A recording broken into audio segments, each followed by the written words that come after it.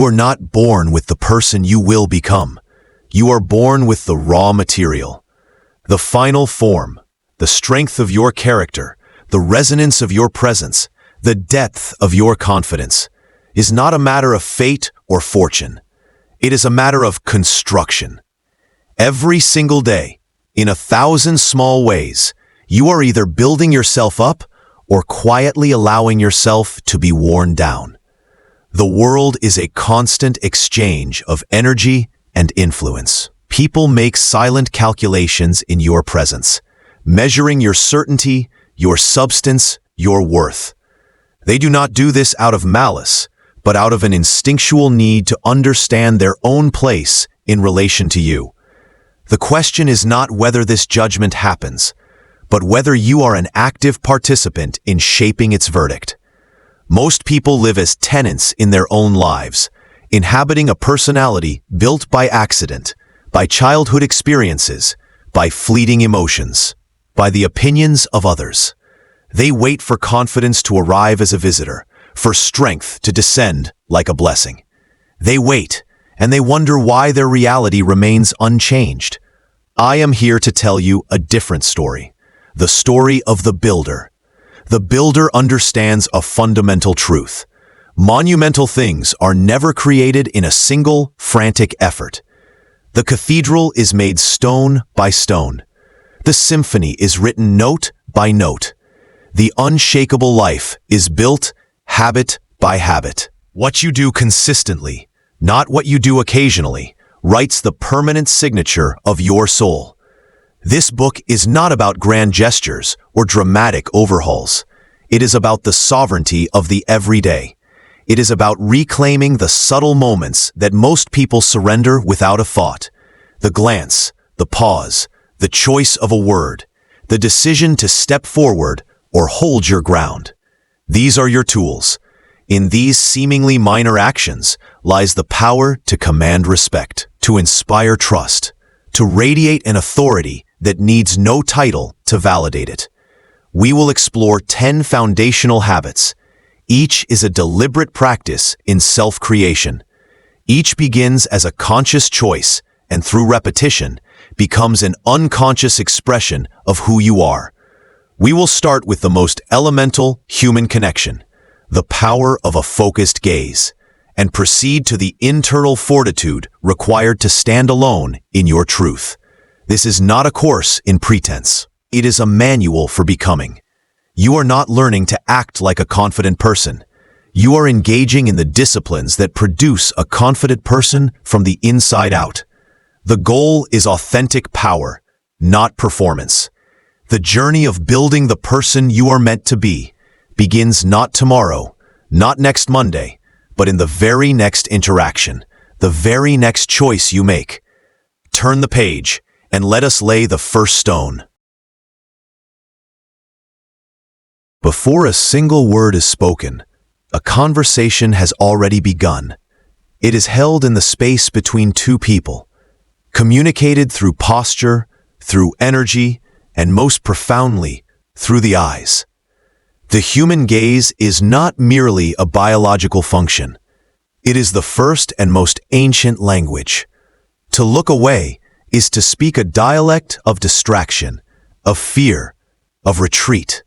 To meet another's gaze with steady calm is to speak the mother tongue of connection, confidence, and silent strength.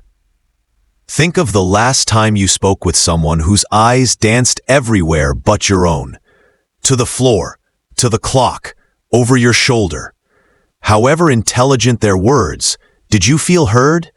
Or did you feel like an interruption to their internal monologue?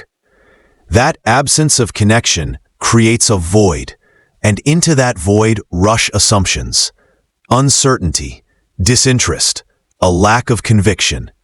Now, recall a different experience, a conversation with someone who offered you the gift of their full attention, whose eyes held yours with a quiet, undemanding focus.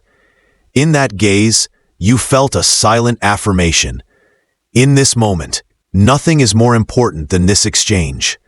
That is the resonance of presence. It is magnetic, it is respectful, and it is the cornerstone of a personality that others perceive as grounded and trustworthy. This is not about mastering a trick of social interaction. This is about the foundational practice of showing up fully.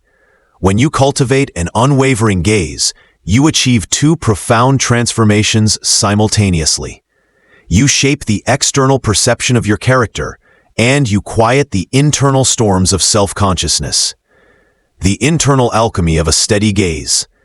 The common misbelief is that you must first feel confident to look someone in the eye. This inverts the true order of power. Confidence is not the cause of courageous action. It is its result. The act of holding a calm gaze, especially when you feel the flutter of nervousness, is not a revelation of confidence. It is the very process of building it. Each time you choose connection over retreat, you send a decisive message to your own nervous system. I am safe here.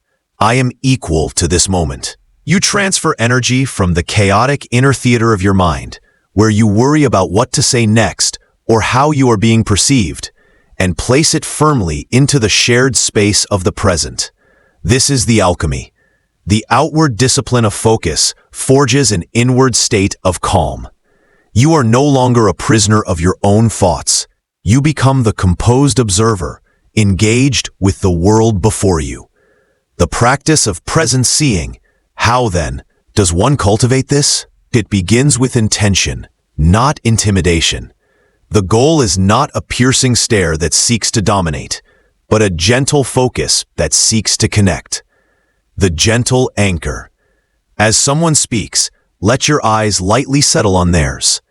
If a direct gaze feels too intense at first, focus on the bridge of their nose or the space between their eyes. From a short distance, the effect is the same. The objective is to keep your visual attention within the window of the face, avoiding the jarring dance of looking sharply away and back. The rhythm of connection. Natural, comfortable eye contact has a rhythm, like breath. It is perfectly authentic to glance away briefly as you gather a thought, or to gesture with your eyes as you speak. The key is that your primary home is in connection.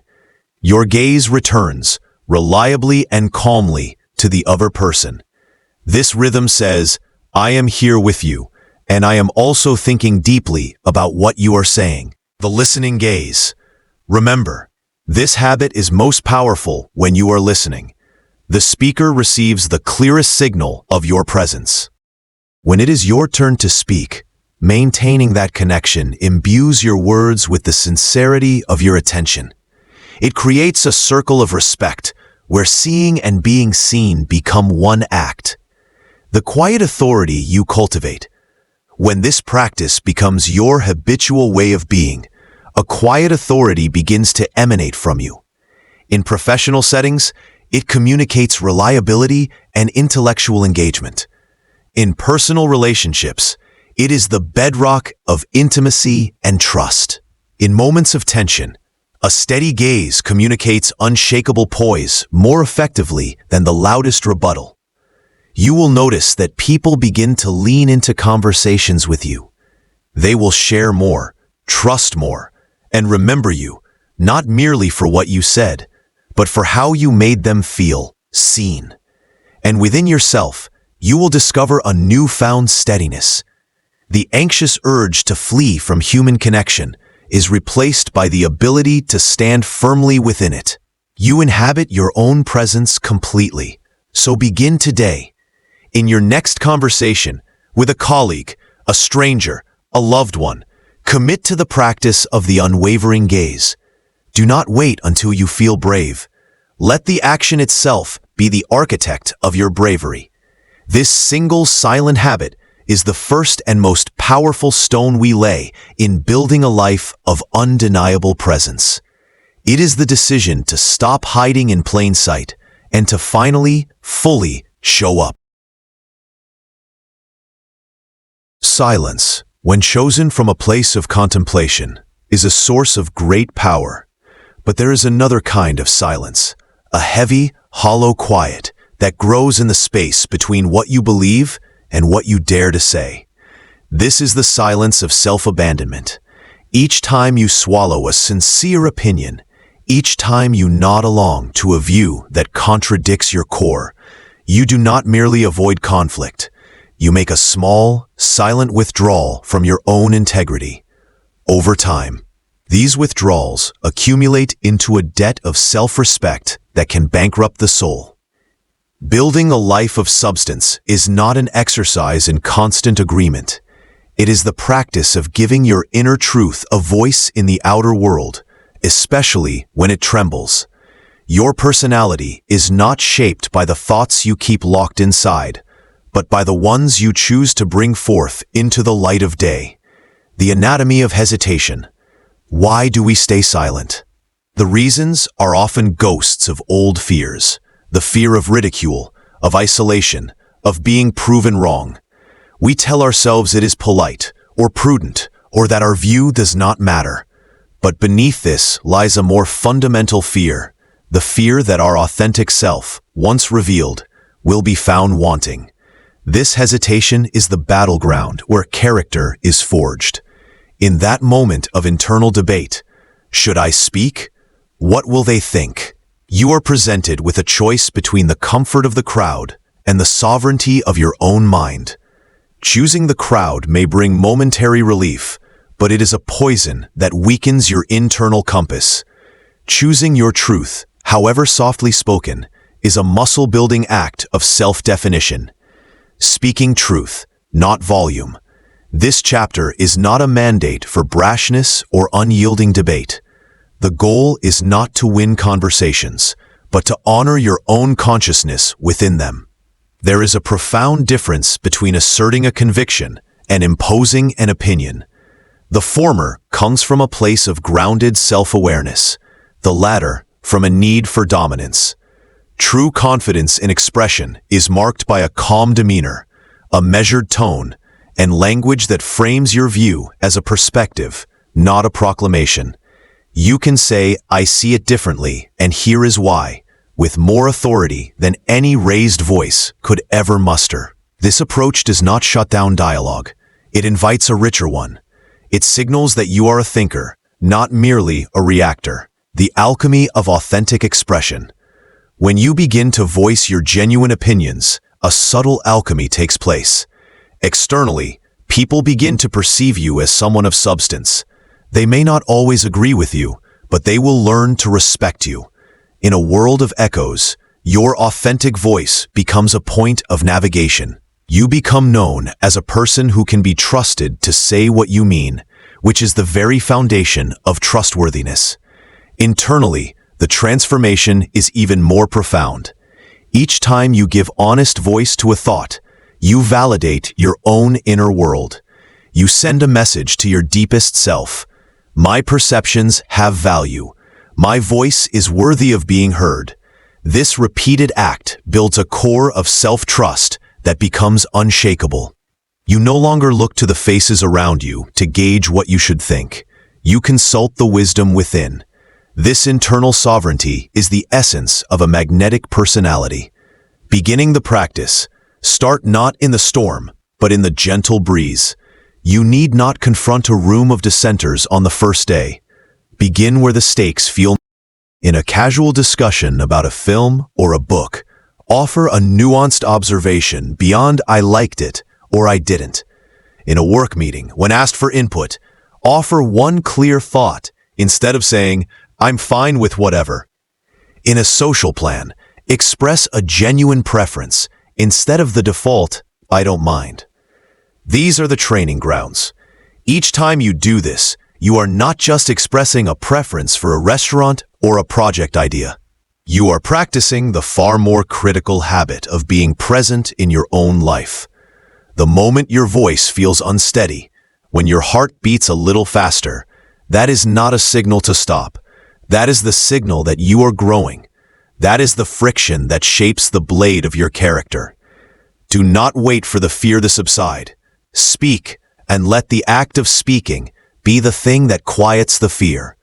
For in the end, a life of quiet conformity is a life of quiet regret. The person you are meant to become is waiting on the other side of all those unspoken truths. Give that person a... Consider the subtle physics of human interaction. In any space between people, there exists a quiet vacuum, a momentary pause waiting to be filled.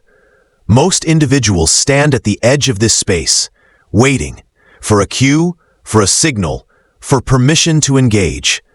They mistake this waiting for politeness, when in truth, it is often a hesitation rooted in the fear of overstepping or the dread of a lukewarm response.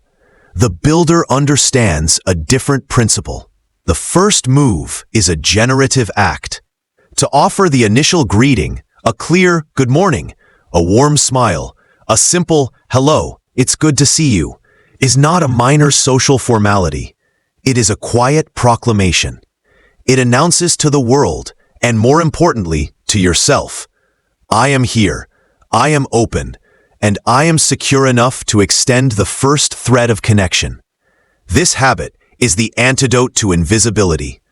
By choosing to initiate, you step out of the backdrop and into the foreground of your own life's narrative. The psychology of the passive stance. Why do we hold back? We tell ourselves we are being considerate, not wanting to intrude. But often, this is a story we use to cloak a more vulnerable truth. We are waiting for a guarantee. We want assurance that our advance will be met with equal enthusiasm, that we will not risk the minor rejection of an unreturned greeting. In this waiting, we cede our agency. We hand over the power to set the tone of an interaction to chance, to the mood of another, or to the awkward silence that inevitably thickens the air. This passive stance has a cumulative effect on the psyche. It reinforces a subconscious narrative of reactivity, that you are a respondent in your own life, not an initiator. It teaches you that your social safety lies in following, not in leading. This may feel like a small compromise in a single moment, but over years, it shapes a personality that is hesitant, perpetually off balance, waiting for the world to act upon it. The alchemy of the first move. When you shift from waiting to initiating, you perform a profound piece of alchemy. You transform social energy from static to dynamic. You assume a subtle leadership. The first greeting, delivered with warmth and eye contact, immediately establishes a tone of openness and confidence. It gently guides the interaction onto a positive path. People, often unconsciously relieved that someone has broken the ice, will mirror this energy back to you. You become the quiet architect of the social climate. You build your proactive identity. Every time you are the first to say hello, you are not just performing an action, you are building an identity. You are gathering evidence for your own psyche. I am the kind of person who engages with the world. I am approachable. I am not afraid to be seen. This internal script, written through repeated action, becomes the bedrock of a genuinely confident personality. You create opportunity. Opportunities for connection, for collaboration, for friendship, do not fall into the laps of those who are staring at their shoes. They flow toward those who are visibly open and engaged. The simple habit of greeting first makes you a social nexus. People remember the person who made them feel seen with a simple acknowledgement. That memory becomes a door, left open for future connection. The practice of graceful initiation. This is not about forced bonhomie or overwhelming exuberance. Authenticity is key. The practice lies in the calm, clear, and purposeful extension of your presence. In the familiar, do not let routine erode acknowledgement. Greet your family each morning, your colleagues when you enter the workspace. This consistency of warmth is the glue of trust. In the transitional, in the elevator, the coffee line, the waiting room, a brief nod and a simple good afternoon is enough. It is a recognition of shared humanity, not an invitation to lengthy discourse. In the professional, enter a meeting room with a calm, hello everyone, or greet a client by name before they greet you. This preempts any uncertainty and establishes a poised, professional demeanor from the first second. Your delivery is your signature. Stand tall, make soft eye contact, and let your voice be carried by a breath of genuine presence. It is not about volume, but about clarity. Not about performance, but about connection. The ripple through your world. Make this a non-negotiable daily practice. You will soon observe a quiet revolution in your experience. The world will begin to seem more friendly, more responsive, because you have become the source of friendliness and response. The anxiety of entering a room will diminish because you have a purpose, to connect, not to be evaluated. By choosing to offer the first greeting, you reject the role of a spectator in your own life. You declare yourself a participant, a creator of moments. This simple, profound habit is how you begin to weave a thread of confident warmth through the fabric of your days, telling the world and yourself exactly who you are, a person who is present, open, and unafraid. Words carry meaning, but tone carries truth. It is the unspoken subtext beneath your sentences, the music that tells the listener how to feel about the lyrics.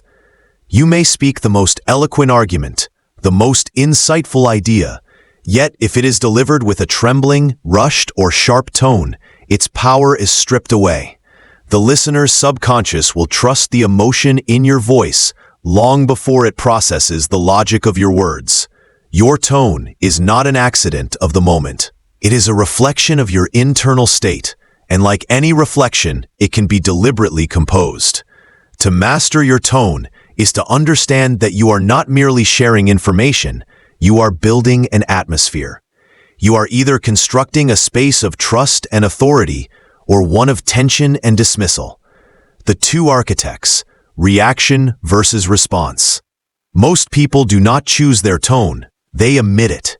It is a reactive spillover of their inner weather, frustration, anxiety, excitement, insecurity.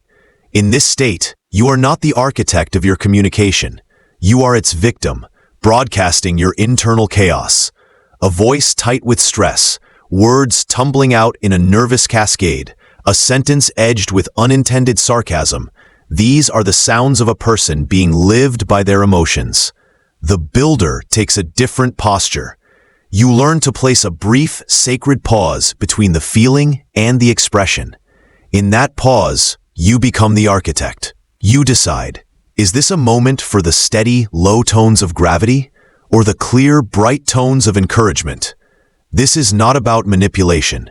It is about intention. It is the difference between a haphazard pile of bricks and a deliberate, sturdy wall. The pillars of an authoritative tone. A tone that commands respect is built on three foundational pillars: pace, pitch, and pause. Pace, the foundation. A rushed pace is the telltale sign of a mind that does not trust its own thoughts.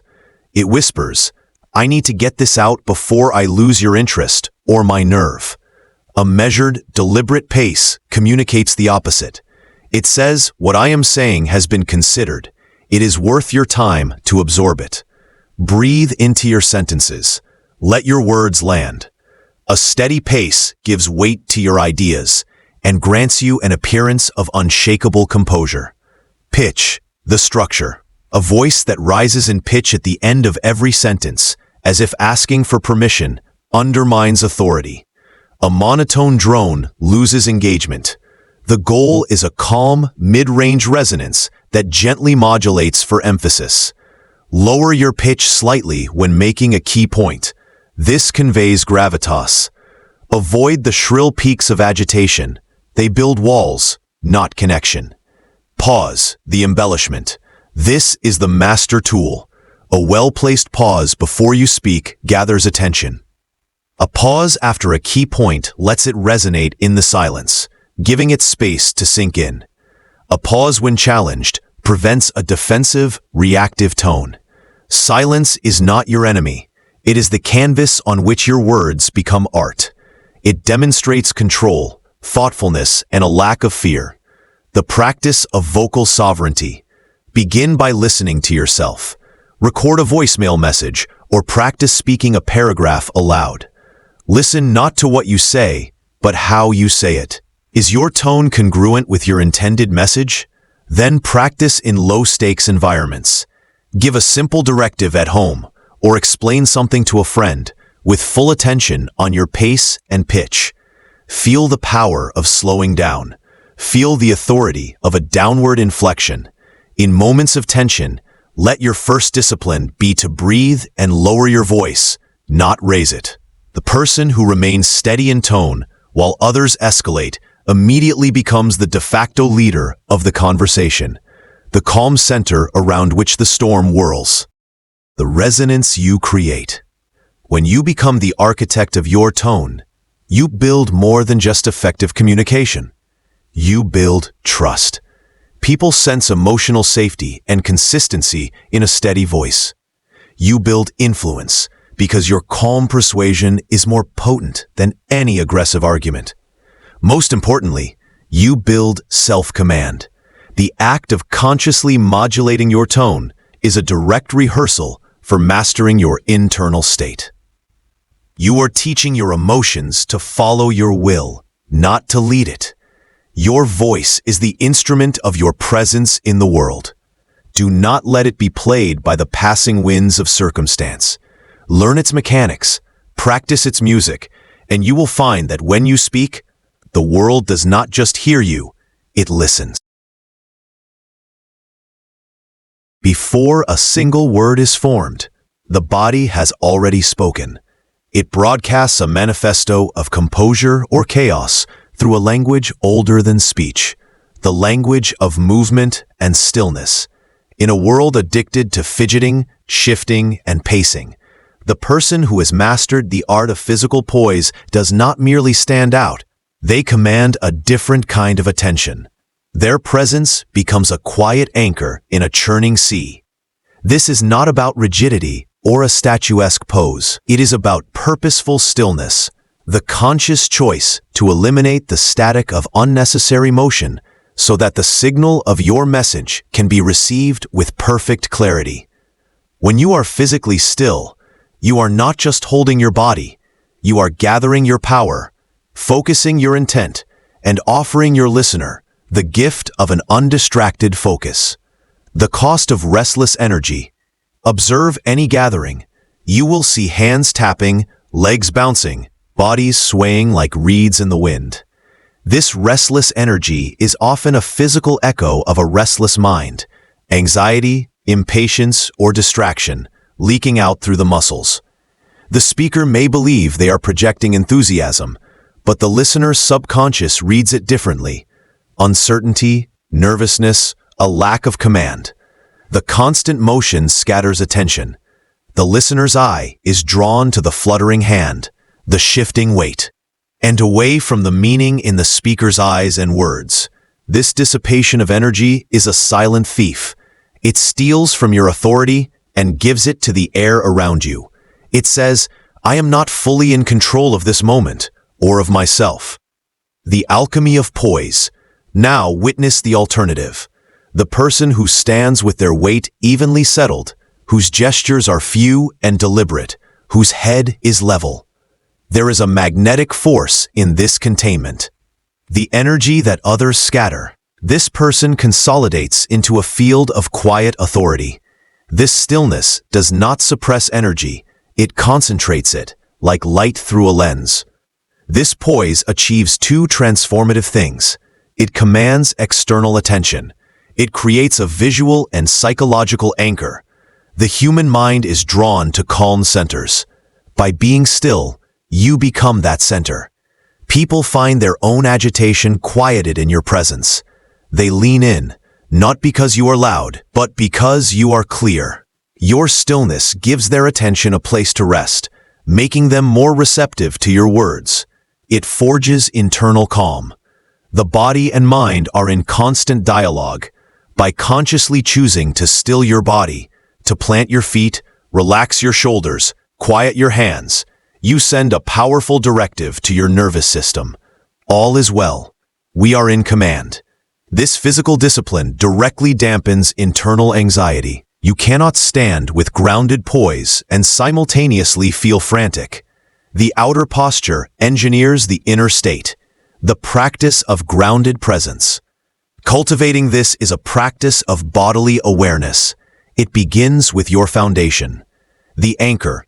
Stand with your feet roughly shoulder-width apart, feeling the full weight of your body distributed evenly.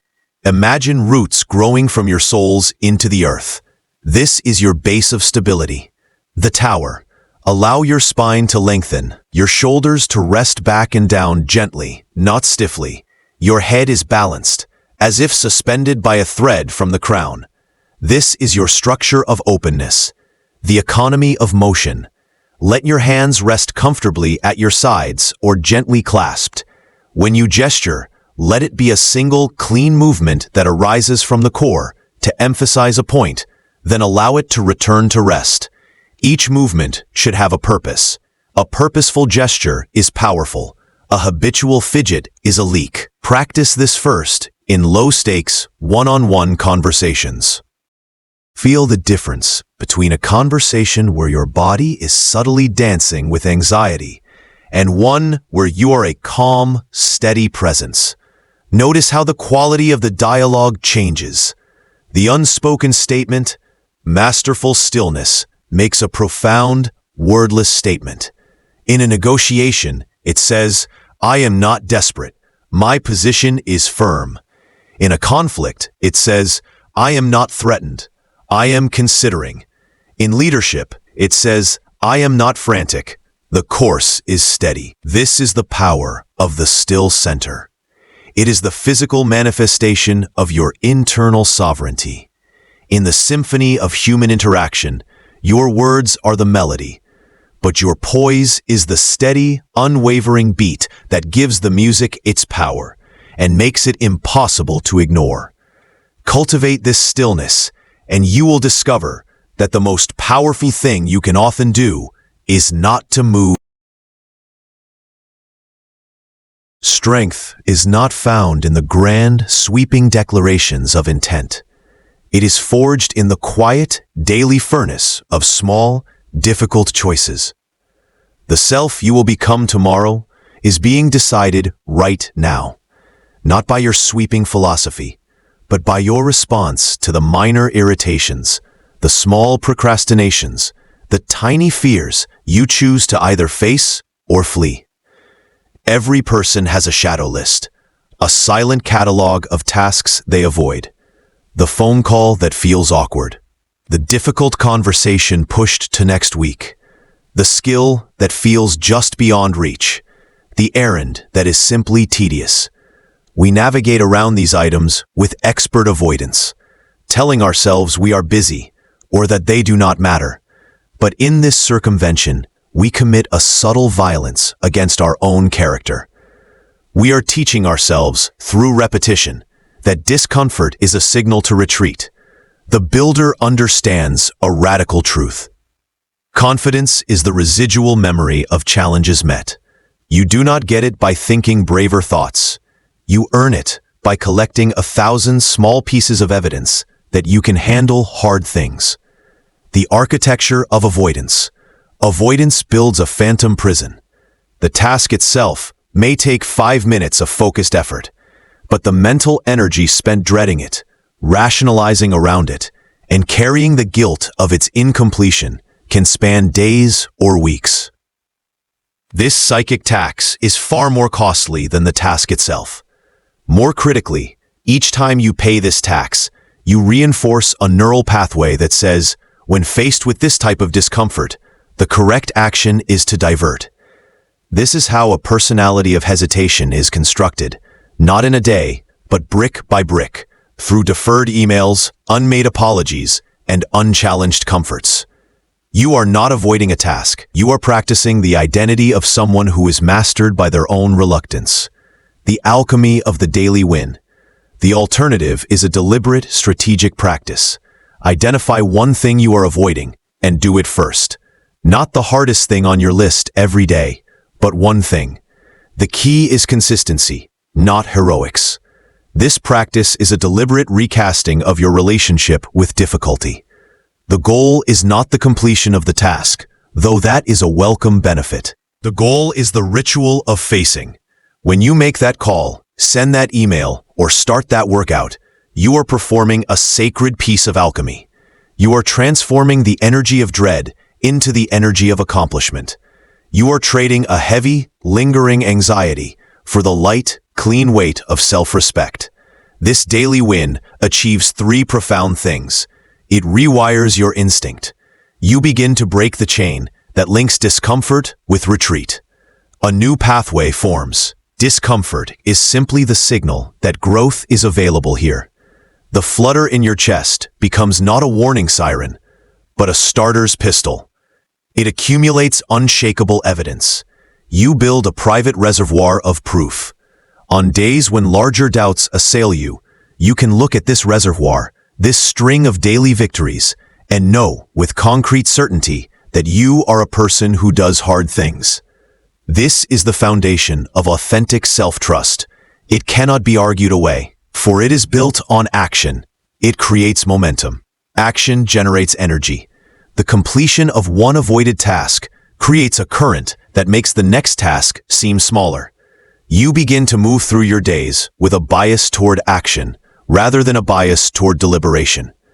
This momentum is the engine of a productive and confident life. The practice of the deliberate edge. Begin small. The task must be meaningful enough to cause a flicker of resistance, but not so large as to be paralyzing. It is the deliberate choice to live at the very edge of your comfort zone and to gently, daily, expand it. Is it a cluttered drawer you walk past every day? Organize it. Is it a piece of feedback you've been meaning to give? Deliver it kindly and clearly. Is it a chapter of a book on a complex topic? Read it. Do not confuse motion with progress. Answering easy emails is motion.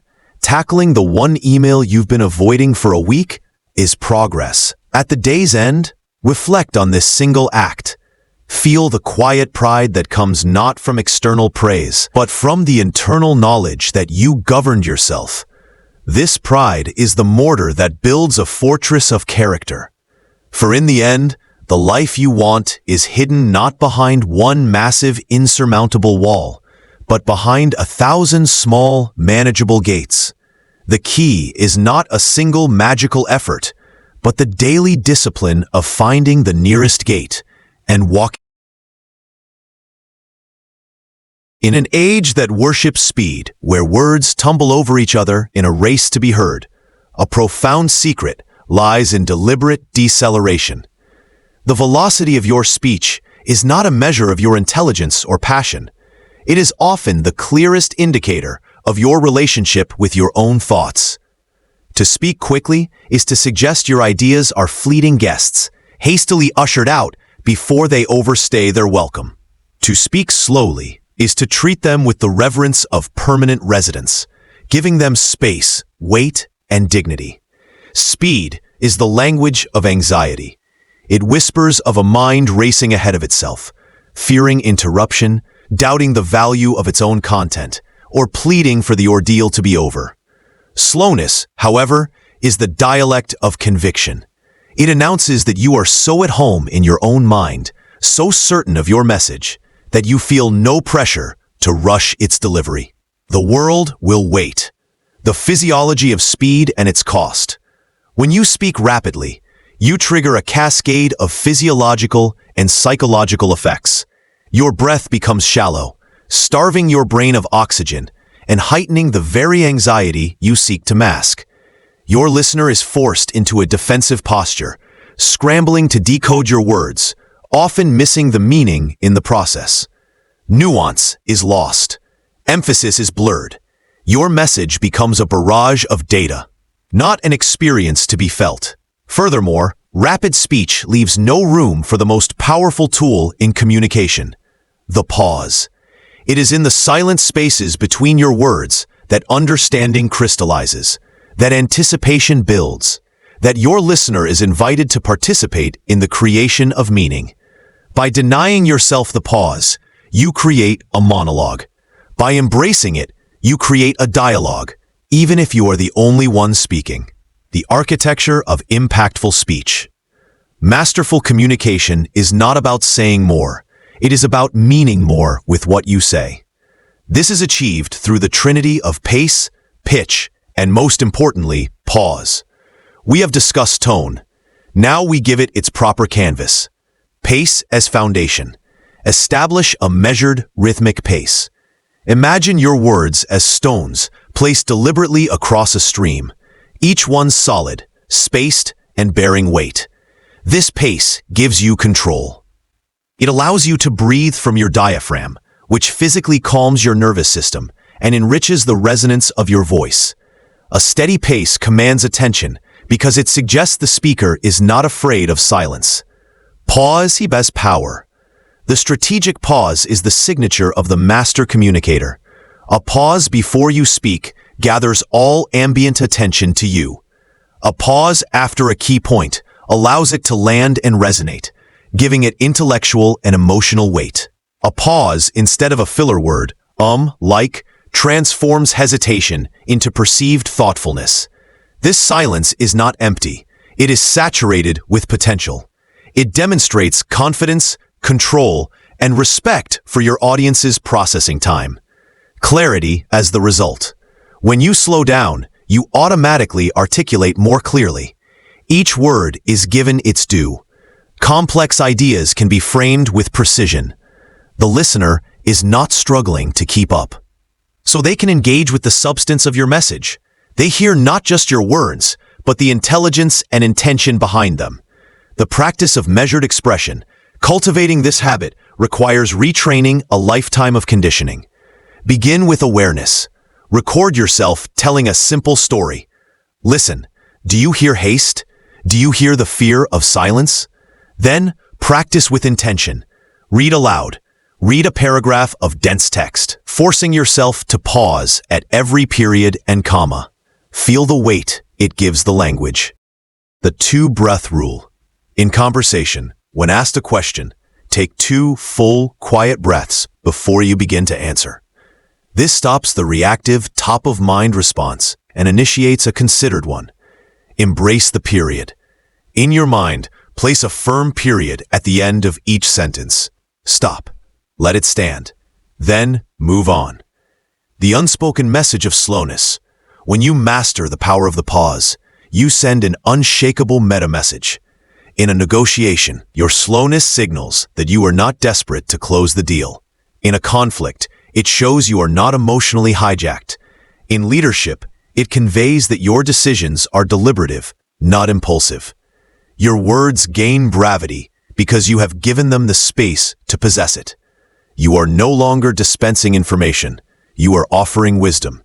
In the relentless noise of the world, your measured voice will become an oasis of clarity that people instinctively lean toward.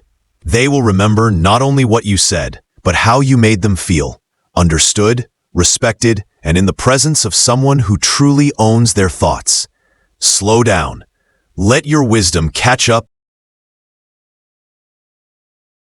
Most conversations are not true exchanges.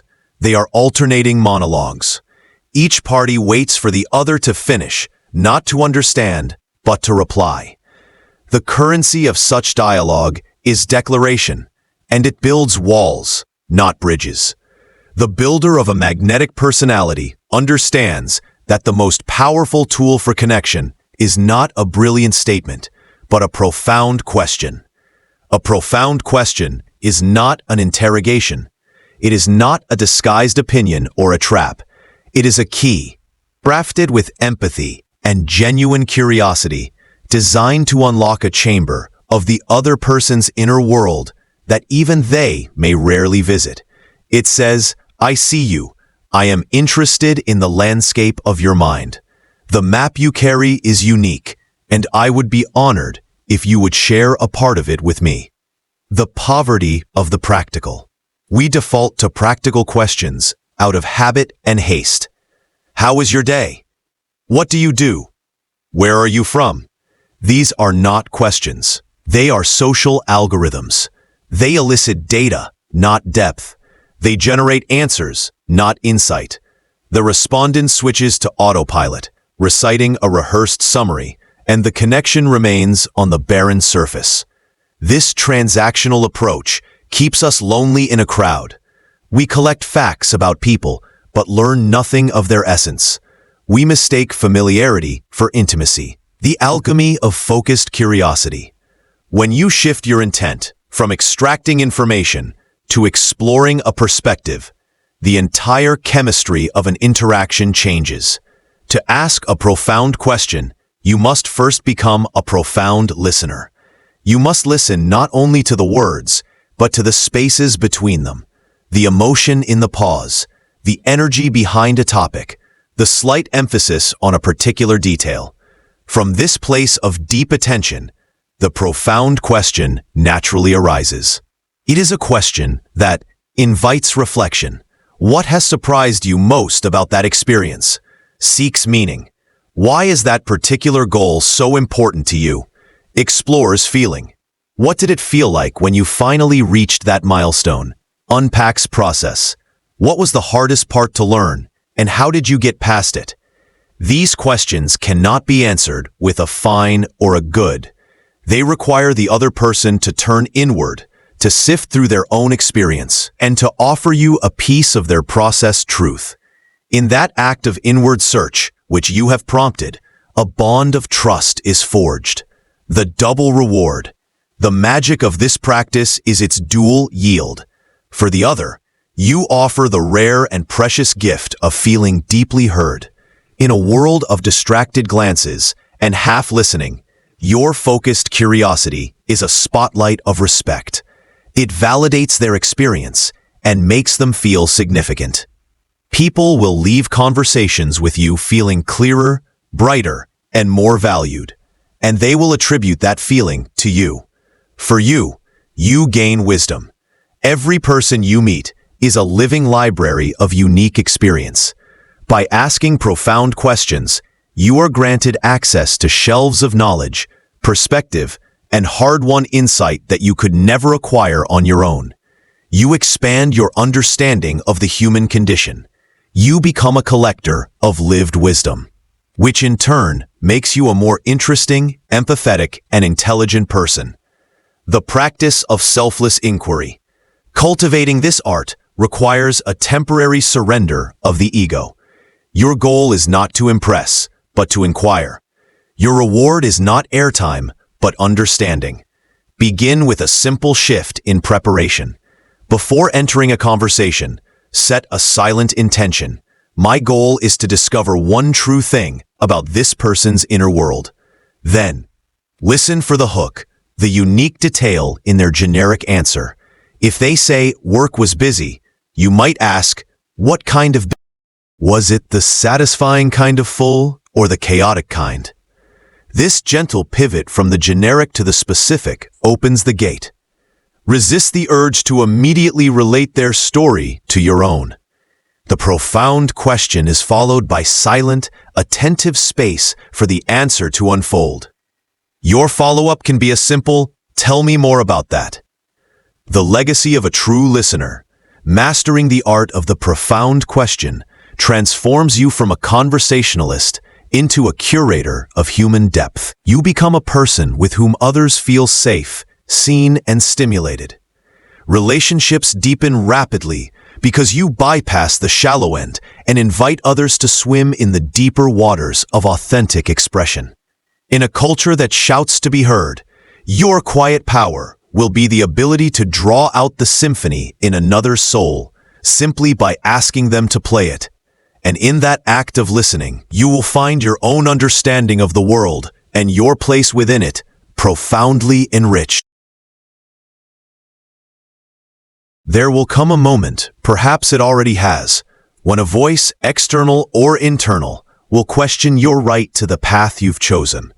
It will whisper or shout that you are not ready, not skilled enough, not the right person for the task. This moment is not an obstacle on your path.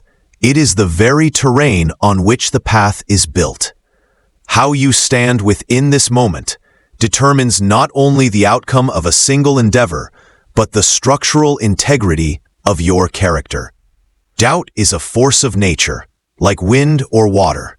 It seeks entry into every crevice of uncertainty. The unprepared structure is eroded by it. The fortified one uses its pressure to test and prove its strength. Holding your ground, therefore, is not an act of stubbornness, but of architectural integrity. It is the conscious choice to trust the blueprint of your own capability when the storm of skepticism arrives. The two faces of doubt. First, you must learn to discern the source, for your response must be tailored accordingly. External doubt. This comes from the world, a skeptical colleague, a cautious parent, a competitive peer. Often, this doubt is not a measurement of you, but a projection of their own limits, fears, or worldview. They are speaking from the map of their own experience, which may not include the territory you are determined to explore. To accept their map as your own is to voluntarily shrink your world. Internal doubt. This is the more insidious force. It is the echo of past stumbles, the voice of the perfectionist, the ancient, childish fear of being exposed as inadequate. Internal doubt masquerades as prudence, asking you to wait for more credentials, more certainty, more permission. Its true aim, however, is not to protect you, but to paralyze you, to keep you safe in the harbor by convincing you the sea is too vast. The practice of unshakable poise. Holding your ground is not about winning an argument or proving a critic wrong. It is about maintaining an unassailable inner citadel. Your response is not a rebuttal flung at another, but a reaffirmation whispered to yourself. When faced with external doubt, listen calmly. Thank them, if appropriate, for their perspective. Then, with a tone of settled conviction, separate their concern from your commitment. You might say, I understand that perspective. I see it differently, and I'm prepared to move forward on that basis. Your energy is not defensive, but declarative. You acknowledge their weather without letting it become your climate. Then you turn your focus entirely to the work, the steady, consistent execution that will, in time, become your only necessary reply. When faced with internal doubt, you must become your own most disciplined guardian. Do not argue with the frantic voice. Instead, calmly present it with your body of evidence. Remind yourself of past challenges met, skills learned, fears overcome. Speak to yourself as you would to a trusted friend. We have prepared for this. We have handled difficult things before. The feeling of fear is not a stop sign. It is the marker at the border of our growth. Then, take the very next, smallest step. Action is the antidote to introspection's poison, the alchemy of resistance. Understand this: doubt, whether from within or without, provides a precious gift, resistance. A sailor does not learn to sail on a placid lake, but in a variable wind. The resistance you meet is the very condition that forces your skill, your resolve, and your self-belief to strengthen. Without it, your confidence remains theoretical, untested, and therefore fragile. By holding your ground, you perform a vital alchemy. You transform the base metal of skepticism, the doubting word, the fearful thought, into the gold of self-validation. Each time you stand firm, you deposit a new brick of proven resilience into the foundation of your being. You are building a fortress not from stone, but from lived experience. The quiet victory. The ultimate victory is often silent. It may not end with your detractors' applause. It concludes with you, at the end of the day, looking in the mirror and knowing you did not capitulate. You did not betray your own potential for the comfort of agreement or the relief of retreat. This quiet, private knowledge is the source of a confidence that cannot be shaken, for it is earned, not given. The world will forever present you with reasons to turn back.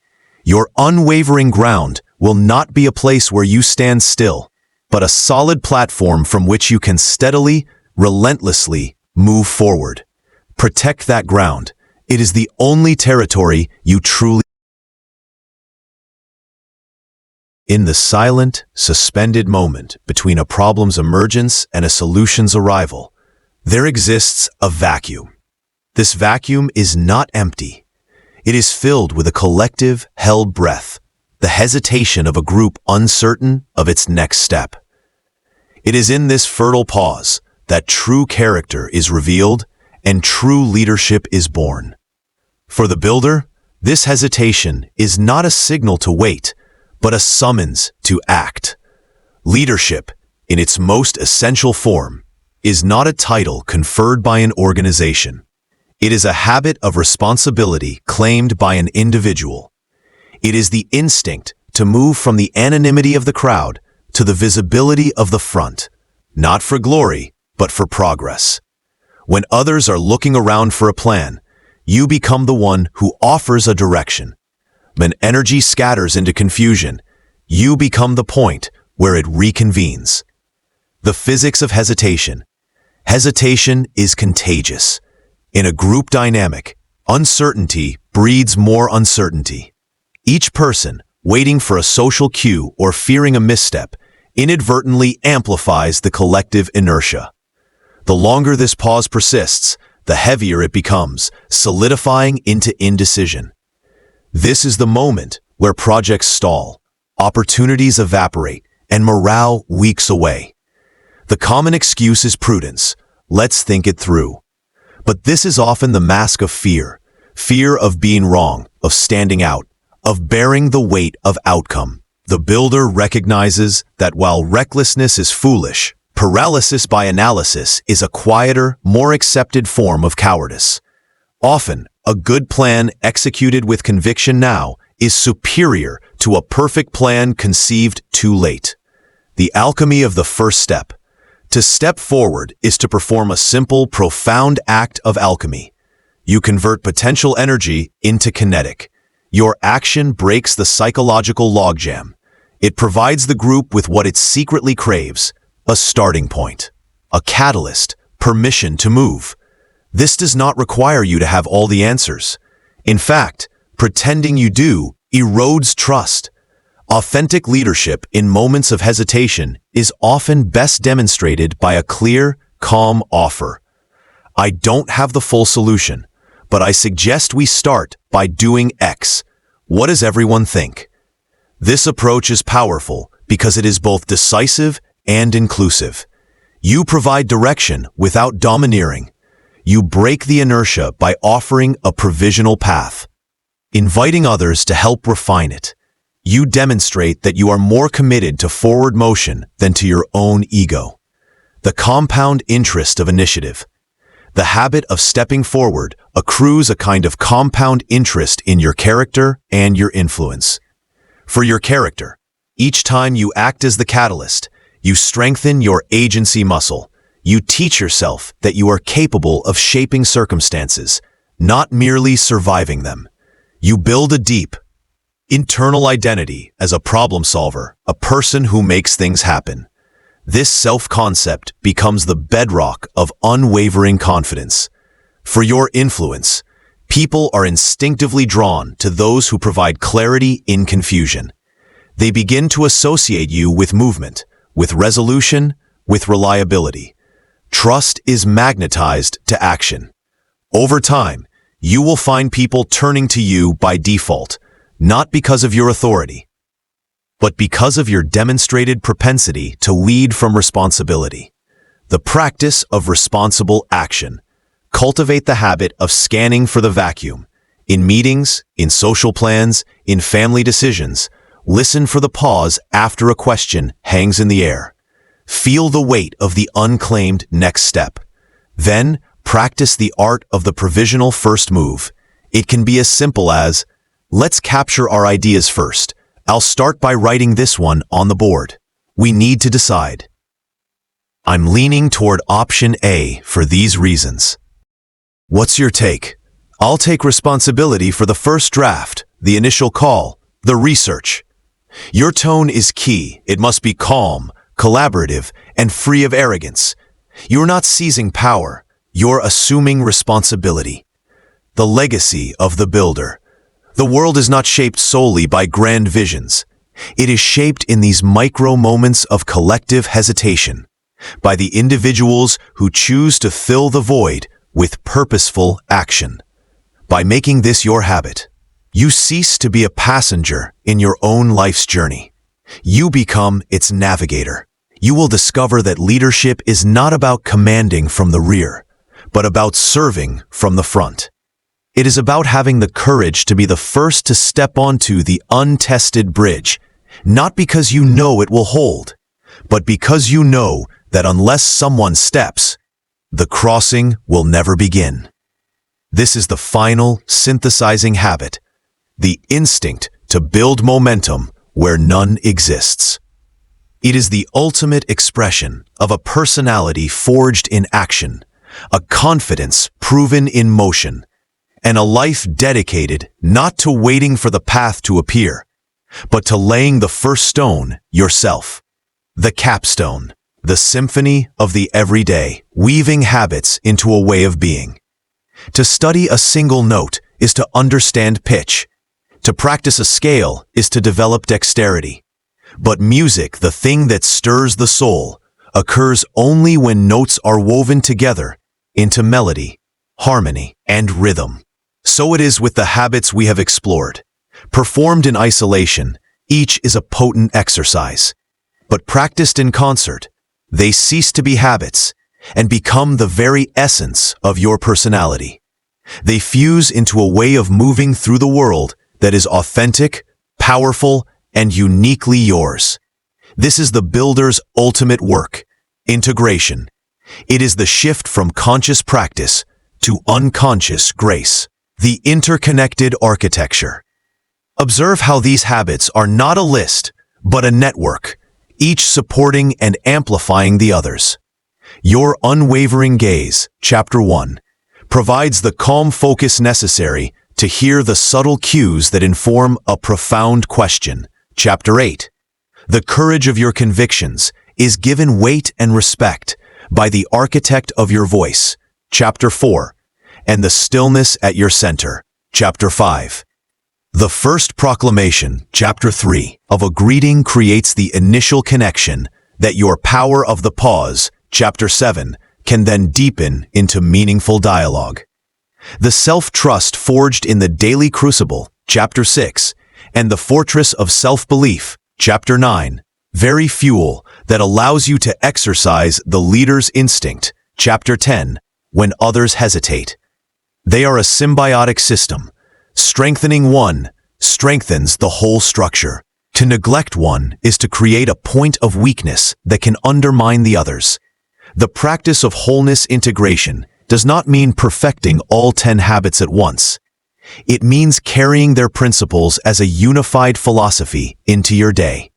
Begin your morning not with a checklist, but with an intention. Today, I will move through the world with presence and purpose. Then, as situations arise, you draw from the principle, not the manual. In a conversation, you are simply present, which naturally encompasses your gaze, your listening, and your thoughtful pace. When a challenge arises, you respond with purpose, which draws from your courage, your poise, and your bias for action. You will forget. You will default to old patterns. This is not failure. It is data. Each lapse is simply a reminder to gently return to your intention. The goal is not flawless execution, but conscious return, the emergent identity. As you practice this integration, a beautiful alchemy occurs. The labels fade. You are no longer the person who makes eye contact or the one who speaks up. Instead, you become known, and more importantly, you know yourself as present, fully in the room, in the moment, in the conversation. Solid, emotionally and psychologically grounded, unshaken by turbulence. Clear, in your communication, your intentions, and your boundaries. Generative, a source of momentum, connection, and positive action. This is the identity you have been building, habit by habit. It is not an act, It is the authentic expression of a self that has been deliberately, lovingly constructed. The unending journey. The construction of a meaningful life is not a project with a completion date. It is a lifelong practice of refinement and return. There will be days when the symphony you conduct is rich and harmonious. There will be days when you hear only discordant notes. The master builder does not despair at the discord. They simply listen more closely, adjust their technique, and begin again. You now hold the blueprint and the tools. The raw material is your next moment, your next interaction, your next choice. Go forth, not to imitate confidence, but to inhabit the person you have decided to build. Let your gaze be steady, your voice be true, your actions be bold, and your presence be a gift. Build your life every day and watch as the world begins to meet the person you have